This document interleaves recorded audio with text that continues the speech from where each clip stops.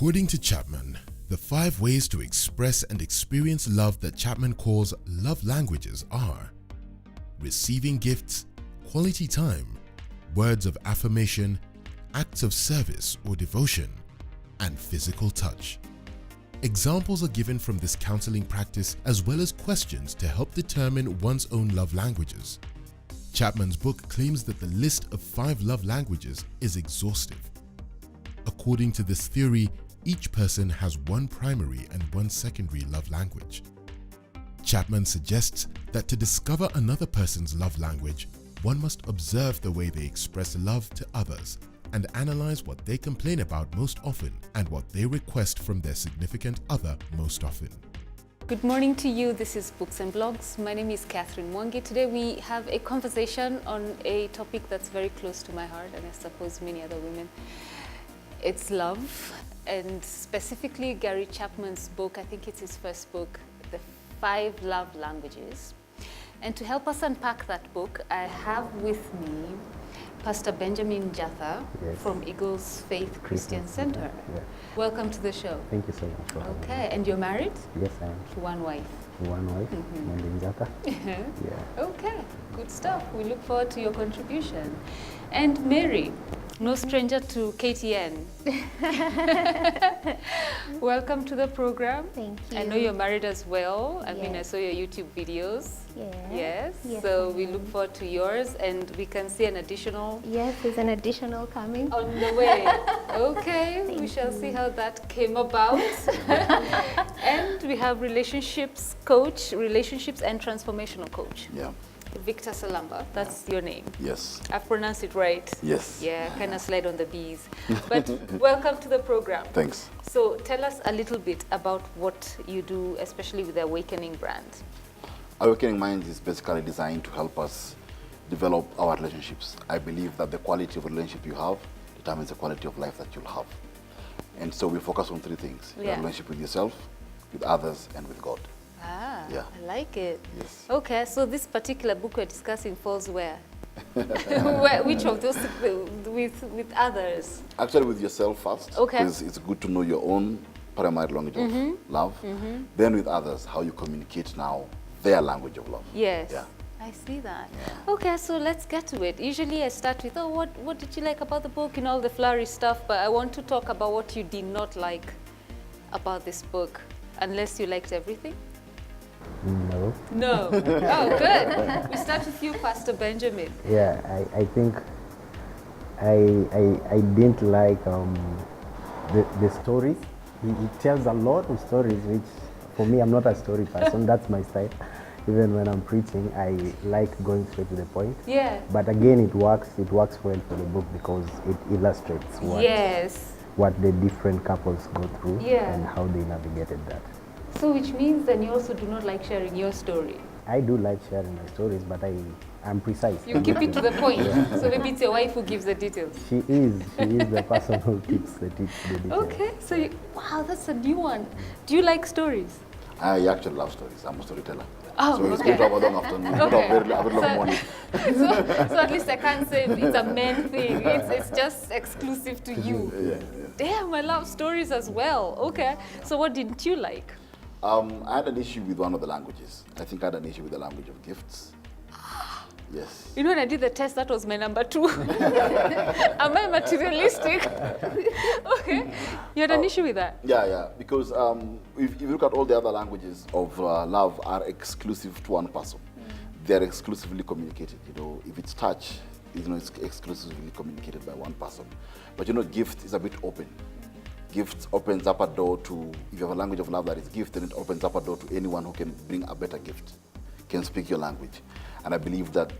yeah, so it means you step up as a partner.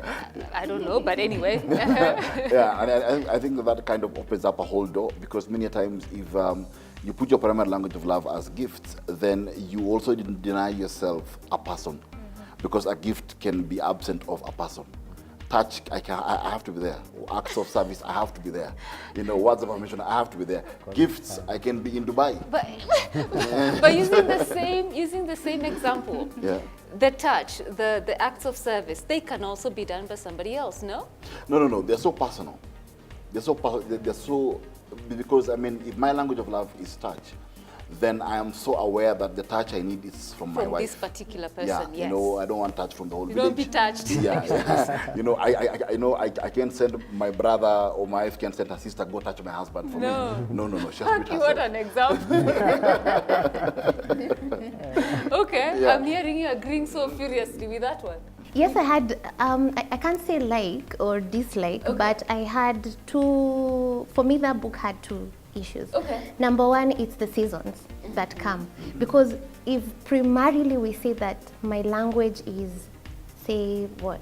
For example, acts of service. I really like that. Or maybe words of affirmation. But you see, with the changing season of marriage, it also changes a particular type of a language. For instance, when, yes, because like when I remember when I was like with my firstborn, when we were in our first trimester. No, actually. let's start with when you were courting. Yes. What? Perfect. When we were courting, I loved spending time with him. Okay, quality like time. that was the major driving Yeah. force. Then of course you get married, and yes, you have now to be intentional with even that spending time, Okay. because you sort of like, if you can relax a bit, you get into sort of like some rut. So you're Okay. thinking, okay, just let me Yeah. breathe. Yeah. So then another season comes where you have now a baby. You're in your first trimester. You're so tired. You get, like for me, for my firstborn, it was extremely Exhausting. bad. You get? Okay. So my first, the language that I really needed then was not per se, yes, I want you to spend time with me, but I really want you to be out there, help me out. So you want Help acts me- of service. Exactly. Help me pick this, run this for me, do this for me, do that for me. Okay. So seasons also tend to change the language that Right. you communicate to your spouse. Yes, you could have a primary language Yeah. that it is yours, Yeah. but at the end of the day, the seasons of marriage that comes changes that. Then I would like to agree with Victor. The problem with giving gifts is that it replaces personal bonds with impersonal bonds. Yeah. So you tend to, because I've given you a watch, hey, be happy. Let me continue with my stuff. Yeah. But you see, you're not really getting to the details of my heart. What do I want? I want a personal bond with you. But that in itself, how I see the gifts. Yes, get a book, get a shoe, get a house, whatever. But even that spending quality time is a gift in itself.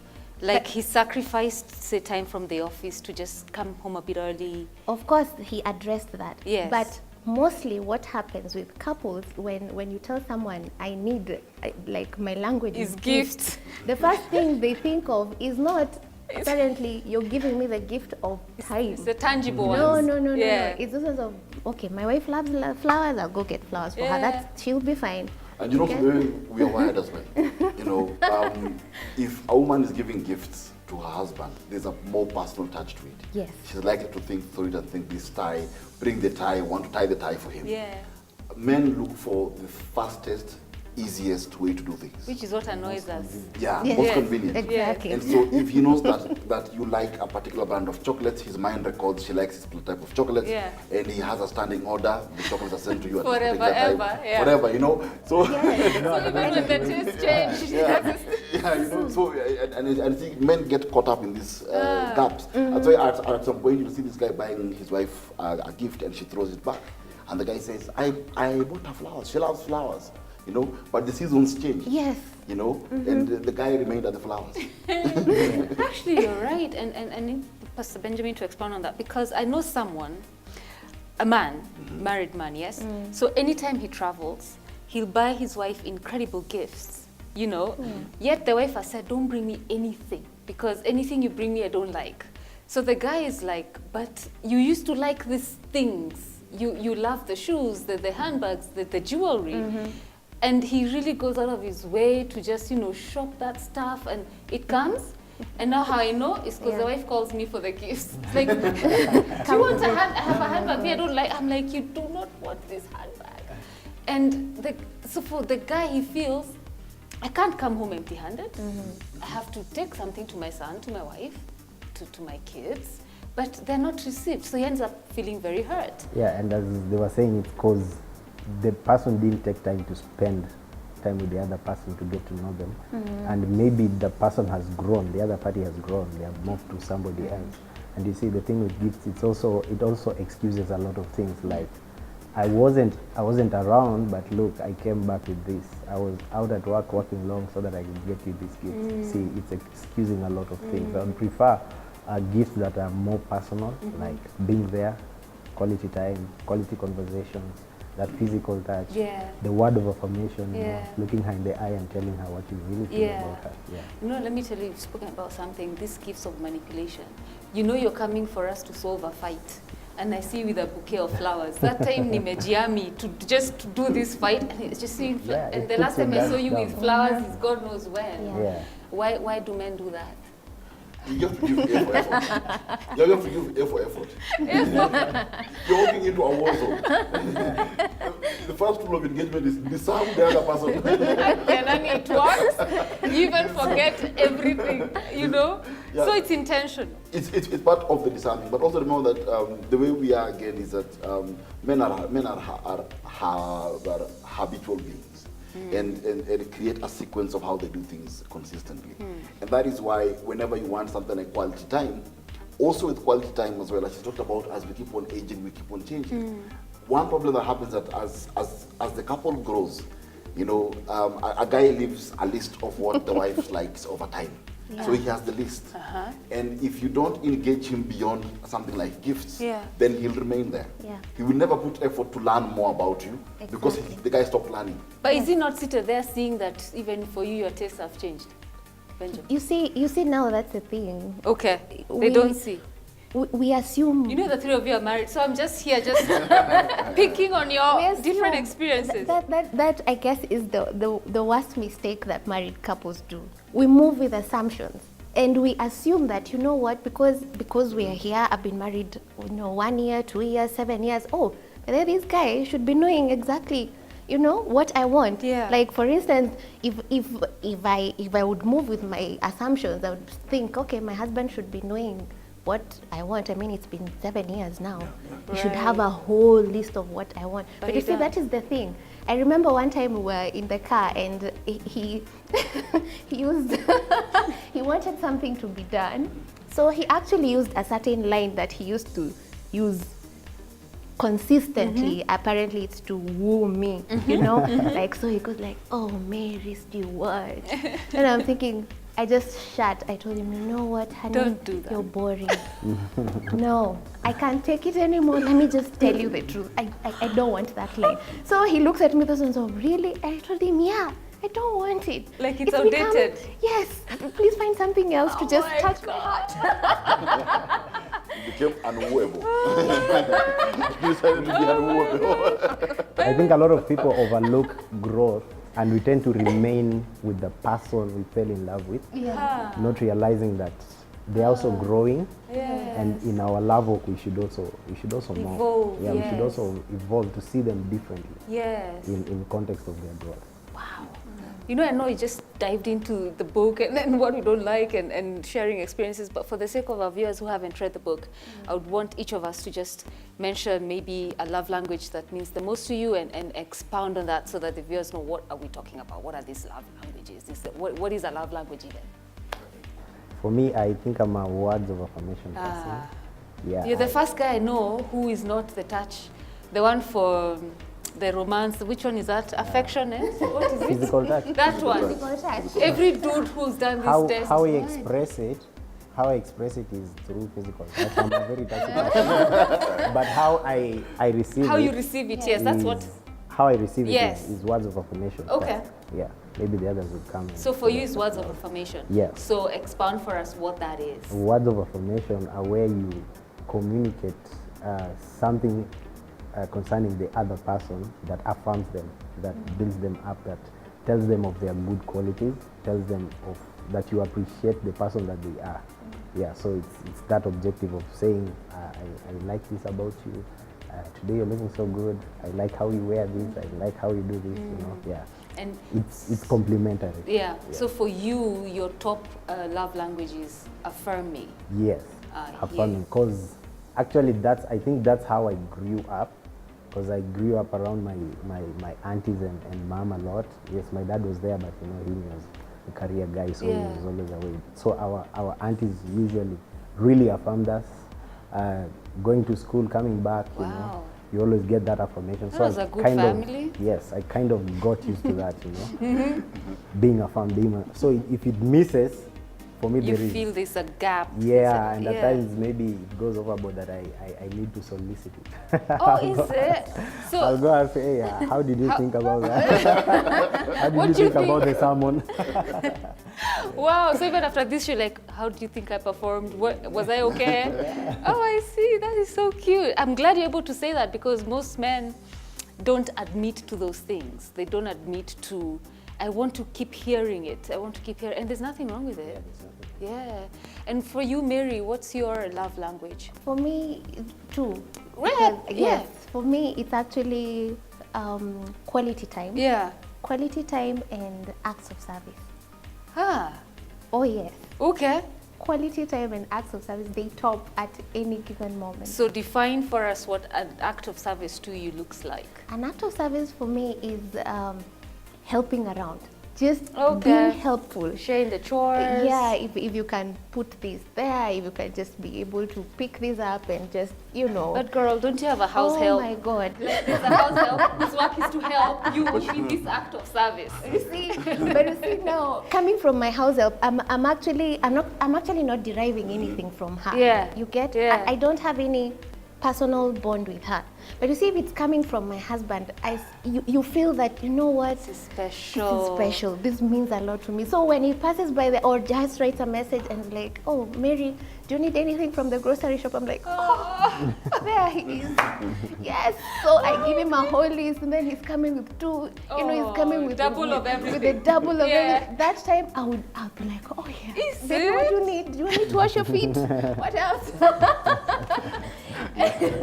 You know, statistics say Yeah. that over 70% of women say that their husbands are normally most attractive when they're doing housework. Thank you. I find him so attractive when he's in that apron and he's just I agree. cooking In the and- kitchen, yes. I and totally even dig that. when he's just scrubbing, you know, the toilet seat, I'm looking at him, I'm like, oh yeah, just That's the finish thing. up your mind, you know? Hey, okay. And of course, quality time Yes. for me. I just love spending a lot of time with Yeah. him. But that's also another thing that I had to really adjust in, coming with his work and everything. So that was something that I also had to learn Yeah. to just at least adjusting and not Yeah. feel that he's robbing me time off Yes. because of his work schedule Yeah. and all. So you But just like the- to be in his company, we Oh do yes, things together. anything, and even just being in sweatpants, not doing I anything, know. just being there, Yeah. lazy, sweaty. Lazy is the Yeah, key it's- word. Sweating. Don't tell me you have to rush for a meeting. We just sit here. Just sit there. Yeah. Let's chew on popcorn. Let's have our tooth. You're You my know, girl. picking up our teeth. We're good. We're fine. Okay. And Victor, your love language. Me, I won't lie, mine is touch. Yeah. Let me just go straight. Physical touch. When we go Touch around me, corners, baby. mine is touch. Okay. But it's what it speaks to me. Yes. Because it speaks to me that she's owning me, that she enjoys my company, you know, that she's not ashamed of me, that she's proud of me. That's what touch means to me, you know, and I think to me that's very important as well. Yeah. Yeah. Wow. So like I said, my number 2 is gifts. My number one is quality time. No, my number 1 was words of affirmation, gifts, and quality time. So the gifts for me is, and it's exactly what you said. Like for a guy, you'll just go pick something and take. But then when I see you pick something that you know it's something I want, you just didn't go and pick that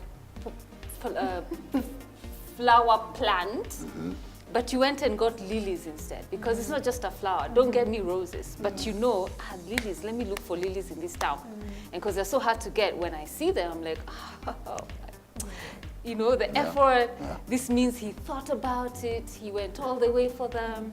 So thoughtful giving. That is tops. But yes, affirmation. Like, don't just be there telling me, oh, you know, babe, you're hot. That doesn't say nothing. It's what she's saying. That's what you use to you know, put me in the box. So it's, babe, you're hot is not gonna work. It looks a bit functional than relational. Yeah. You know, it can be hot the last however many years. You have to have other adjectives in there. You know, so it's not just words of affirmation like at you're cheering me on, I'm your greatest cheerleader. That doesn't talk to me. Yes. It does not say at you, babe, I know you can make it, you're the one. Everyone else is hearing the same, you know? So I need you, for me it's about the detail. Go anatomical, just be very specific to something. So, and you know, just because of those qualities, like, it's so complicated, you just receive a compliment. No, thank you. No, thank you. So where do couples fail, Victor, when it comes to expressing the language of love? One of the things that one way that marriage can work is marriage can work on autopilot. Marriage can work on autopilot, and you must understand the growth curve of that marriage. The growth curve differs from one marriage to the next. And you must realize that the older a marriage is, the more work it requires. The younger it is, I'd say the less work it requires. Oh, is it? Safely, I'm saying safely. Yes. I have to qualify. Because, you know, after 10, 15 years of marriage, there are truths you have. You know, there are truths you have. And it's harder at that particular time. Secondly, there's cultures that the marriage has developed in 15 years. They're harder to change. And that is why it is important for a marriage to be deliberate in being consistent from the beginning and to track the change in the marriage. Because, for example, I'll give something I normally call the Kana effect. The Kana effect is when something happens in the marriage in the first year that destabilizes the marriage, that the marriage ages suddenly, and it's like you've been together for 18 years. You know? For example, if you lose a child on the first year, that moves the marriage to a high stress point, which the marriage naturally should have gone through at 13, 14, 15 years. Now it has happened at the first year, meaning that we have to shift quickly. And I have to move as a man and say, let me meet my wife now where she needs me now, and speak this language the way she is. She said something very powerful here about the seasons changing. The funny thing is that the primary language of love remains. It's the interpretation that now changes. So what I begin to do now over time is to know now at this point, what does my wife need? You know, she needs me to be here for this. You know? Like that sense of awareness, Pastor Benjamin, is where we miss out on. We're not observant enough to see that my partner is growing, evolving, etc. Yeah, and I think it's what happens when we get married. I think we let loose the pursuit. You know, when it was in courtship, you used to pursue more. You used to be very objective in what you wanted to know in the other person. What colors do you like? What's your favorite food? What's your favorite travel destination? You know, but when you get her into the box, you kind of relax and take everything easy. Yeah. And so everything, like, if you're not objective, again, as you said, you can't do marriage on autopilot. No. If you're not objective in seeking things concerning your partner that would make your marriage grow and would allow you to communicate your love to them, then you'll be at loss. Yeah. So why does the pursuit stop? That thing grates me to no end. Not only men, it should be both ways. Couples should always pursue one another. Thank you. I was waiting for that point. As I was waiting for that point. we should all pursue one another, Right. even as we pursue God. God, yes. Or Mary, how do women sabotage themselves in relationships? We sabotage ourselves in very many ways, but I guess for me the biggest thing when you get into marriage is the self. When the self takes the center stage, we sort of, our human nature draws ourselves to ourselves. Let's not kid ourselves. True. Even if I can say, oh, I love my husband so much, at the end of the day, if I'm not intentional in pursuing him, I will draw myself to my own needs. And if you draw yourself to your own needs, definitely you'll make yourself the god Right. of everything Yes. around it. So it Yes. will be your needs. You're not giving me this, you're not giving me that, you're not doing this, you're not that. Even the small things that probably he would want to put the effort in, you stop seeing that because at the end of the day, it's me. Why are you not doing this to me? I say that because I'm a culprit of that. Okay. Yes. Our first year of marriage had I was that. like our first marriage. Our first year of marriage was very, to say hard Yeah. is the least. Is In it? fact, I blog it so much, and in fact, that was even the start of our blog. Okay. Because it underwent what Victor said, first of all, that can affect the shift. Yes. Because we had like miscarriages, like 4 consecutive miscarriages. Then we hit a financial dead end. Then we were not understanding each other. Of course, the self got in because I was raised to be a very independent lady. Woman. You know, my things. My way. Yeah, and then being a firstborn, of course, you have that zeal and the oomph to make things work. Then here you're married to also a guy who's very, you know, he has Go-getter. he has his mojo going on. He's first of all even in the military, so everyone is calling him sa. Then you come here and then you're telling him, what are you telling me, brother? So you can imagine. And you know Wow. that both of us, it's not that we were not born again or we didn't love the Lord. We did. And you loved each other as well. And we loved each other. But you see now when you got into marriage, now that got in. And Wow. I'm thinking, what are you telling me? And he's also telling me, What are you telling who me? exactly are you to tell me this? Wow. And then we are undergoing the stress of each and everything. Yes. You can imagine, so you're being stretched by the miscarriages. Yes. He makes some decisions which I don't like. Then of course I'm thinking, okay, you've taken us straight into a financial dead end. So I'm Crisis. also like, who? You can't use your brain, you know. Oh my So you can imagine. All Year that. one. That was our first year. Wow. Yes. In fact, Okay. we were hitting the divorce, you know, that button. Yeah. Because we were like, You had no, had it. I don't think this is marriage. Okay. No, it can't be this bad. We shall talk about how you were restored right after the break. So that's your tip to not go anywhere.